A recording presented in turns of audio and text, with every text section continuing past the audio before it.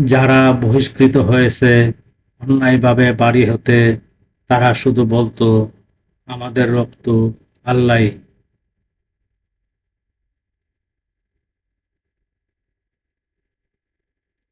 আর যদি আল্লাহ মানুষের এক দলকে দিয়ে অন্য দল প্রতিহত না করতেন,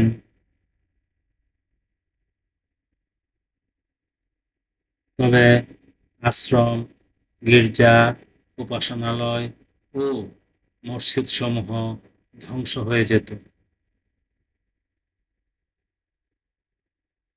যেগুলোতে অধিক হারে আল্লাহ ধ্বনি উচ্চারিত হয়।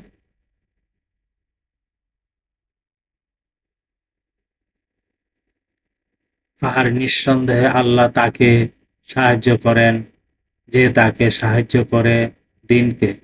নিঃসন্দেহে আল্লাহ প্রবল পরাক্রান্ত।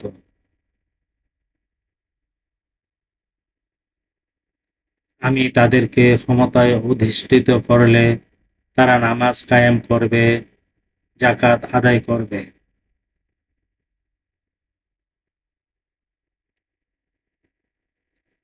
সৎ কর্মের নির্দেশ ও অসৎ কর্মে বাধা প্রদান করবে।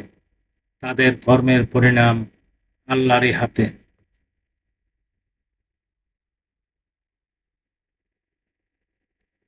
আয়াত 40-41 সূরা হজ, আল কুরআন।